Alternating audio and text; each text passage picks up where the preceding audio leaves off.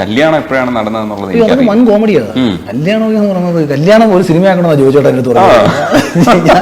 എൻ്റെ അമ്മായിയമ്മ എന്നെ പരിചയപ്പെടാൻ വരുന്നത് തന്നെ അവരുടെ വീടിന് കോൺട്രാക്ട് എടുത്ത ഒരു കോൺട്രാക്ടർ ഇത് ചെയ്തു കൊടുത്തില്ല. 2.5 വർഷമായിട്ട് വീടിൻ്റെ പണി മുടങ്ങി കിടക്കുകയാണ്. അപ്പം നാട്ടിൽ വളരെ ആക്റ്റീവായിട്ട് നിൽക്കുന്ന യൂത്ത് കോൺഗ്രസിൻ്റെ വളരെ വൈബ്രൻ്റ് ആയിട്ടുള്ള ഞാൻ വിചാരിച്ചാൽ ഇത് പരിഹരിക്കപ്പെടും എന്ന വിശ്വാസത്തിൽ ഒരു വക്കീലായ അവരെന്നെ കാണാൻ വരികയും അപ്പോൾ അവർക്ക് ശത്രുതയുള്ള കുറച്ച് പേര് കോൺഗ്രസ് പാർട്ടിയിൽ ഉണ്ട് താനും അവരൊക്കെ എൻ്റെയും ശത്രുക്കളാണെന്നുള്ള മനസ്സിലാക്കലാണ് ഇവർ വരുന്നത്. അങ്ങനെ പരിചയമാവുകയും അതൊരു അടുപ്പമാവുകയും ആ 2.5 വർഷമായിട്ട് മുടങ്ങി കിടന്ന ഒരു പരിപാടി ഈ പറഞ്ഞ ശിക്കാരി ശംഭുവിൻ്റെ കണക്ക് സംഭവം എന്തായാലും ഇതങ്ങ് നടന്നു. അപ്പോൾ ഇത് എൻ്റെ കഴിവുകൊണ്ടാണെന്ന് ഇവർ വിചാരിച്ചു. അങ്ങനെ ഒരു അടുപ്പമായി. അങ്ങനെ ഒരു ഇപ്പം അപ്പോഴത്തേക്ക് ഇവർക്ക് ഞാൻ വല്ല MLA ഒക്കെ ആവുമെന്നൊരു ചിന്ത ഇവർക്കും ഉണ്ടായിരുന്നു.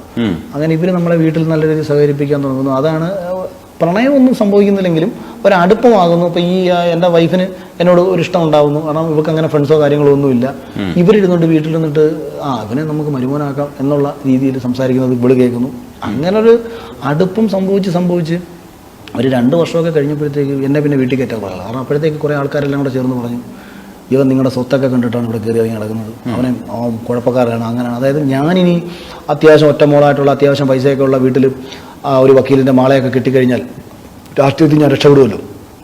അത് ഒഴിവാക്കാൻ വേണ്ടിയിട്ട് കുറേ പേര് ഇവരുടെ അടുത്ത് കുറേ കുറ്റങ്ങളും കാര്യങ്ങളൊക്കെ പറഞ്ഞു കൊടുത്തു. അപ്പോൾ ഇവരിതൊക്കെ വിശ്വസിച്ചിട്ട് ഇവർക്ക് തന്നെ എങ്ങനെയെങ്കിലും എന്നെ ഇവിടുന്ന് ഒഴിവാക്കിയേ പറ്റൂ എന്ന അവസ്ഥയായി.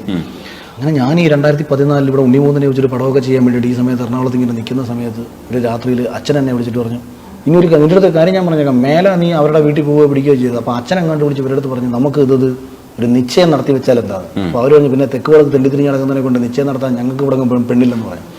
അപ്പോൾ ഇത് കേട്ടിട്ട് എനിക്ക് എൻ്റെ പെരുപ്പിൽ അടക്കരുത്. ഞാൻ പറഞ്ഞു ഞാൻ ഈ തെണ്ടിത്തിരിഞ്ഞ് ഒരു തെക്ക് വടക്കുന്ന സമയത്ത് തന്നെയല്ലേ നിങ്ങൾ എന്നെ വിളിച്ച് വീട്ടിൽ കയറ്റിയത്. 1ഉം 2ഉം പറഞ്ഞ് സംസാരമായി. ഞാനിവരെ അമ്പുഴുക്കന്നാല് ജീത്തയും വിളിച്ച് ഞാനിവിടുന്ന് കാറും എടുത്തുകൊണ്ട് നേരെ പാതിരാത്രി ഇവരുടെ വീട്ടിൽ പാതിരാത്രി ഒരു 12 മണിയായപ്പോൾ അവിടെ ചെന്ന് സംസാരിച്ച് പിന്നെ എനിക്ക് ഈ പെരുപ്പ് കയറി വന്ന് ഞാൻ അടിയാവും എന്നുള്ളത് യാഥാർത്ഥ്യമാണ്. ഞാൻ അവരെ അടിച്ച് പറയുന്ന അടിച്ചെന്ന് വെച്ചാൽ അങ്ങോട്ടും ഇങ്ങോട്ടും പിടിച്ചിളക്കം തിളക്കുകയും അവളെ അച്ഛനെ എല്ലാവരെയും പിടിച്ചില്ലേ അവിടെ കിടന്ന ഡൈനിങ് ടേബിളും അടിച്ച് പൊട്ടിച്ച് ഇവിടെ ഇറങ്ങി വാടിയെന്ന് പറഞ്ഞു. അപ്പോൾ ഇവിടെ നിന്ന് കരയുക. അപ്പോൾ ഞാൻ പോലെ വരുന്നില്ല, ഞാൻ തിരിച്ച് കാറി കയറി.